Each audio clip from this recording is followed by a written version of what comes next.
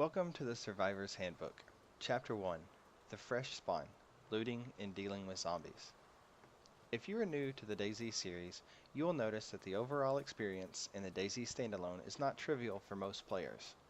Even seasoned veterans of the Arma 2 modification can have trouble adjusting to the steep changes made to both the survival aspect associated with itemization and zombie mechanics.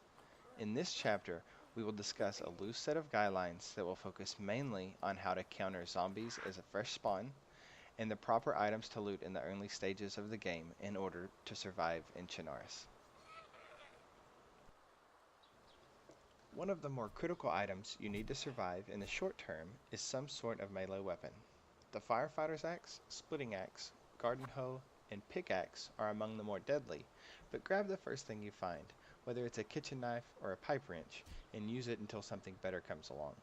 As with many items, it may appear on your hotbar, but you can, at any time, open your inventory and manually manipulate your bar by dragging items from your inventory onto your bar or from the bar to open space.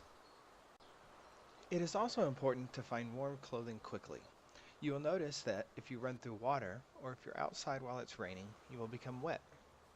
You can ID your clothing by mousing over it in the inventory panel, and it will tell you if your clothing's wet. This will decrease your temperature at a steep rate. Hopefully you can find a waterproof jacket, waterproof boots, warm hat, and gloves. Once you find a warm coat that will upgrade your shirt, you can take off your shirt and tear it into rags to bandage with.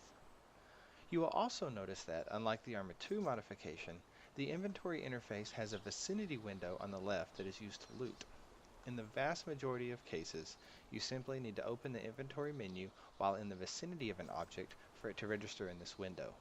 You can see that you are able to move around with this window open, so you can use it to actively search for objects that are difficult to spot. You will also need a steady supply of food and water. The strategy on this is very important and detailed. It is covered in Chapter 2, Food and Drink, Blood and Health. You will need a sharp object or tool to open some food containers.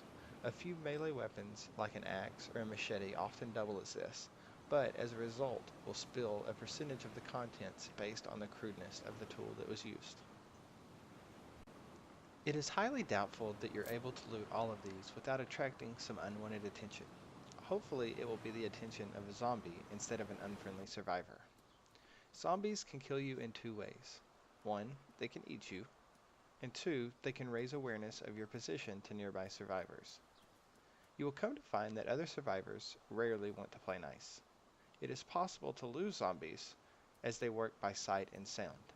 If you slip around a corner, they will follow you to the last place they saw you, and stop and look and listen to determine where you went.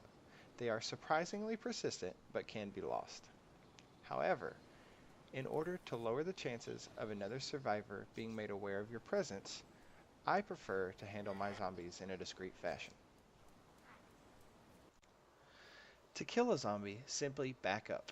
As the zombie approaches, dodge to either the left or right, because they often lunge. At this point, you will strafe around the zombie in a circle, aiming ahead of him, as there is a delay time for when your weapon will actually pass through the point of attack. This takes much less time with an axe as it does with a kitchen knife. A firefighter's axe will one-hit most zombies, where a garden hoe or a pickaxe may take 2 to 3 swings. If you are stuck with a smaller weapon, you will have to get in closer to the zombies to register hits, increasing your chances for taking a bite or a scratch. With a little practice, it is easily doable, even with the most basic of weapons. I hope this chapter has been informative, and I hope it will help you to survive a little longer on the streets of Chernarus. For a detailed description on how to passively regenerate blood and health, please continue to Chapter 2, Food and Drink, Blood and Health.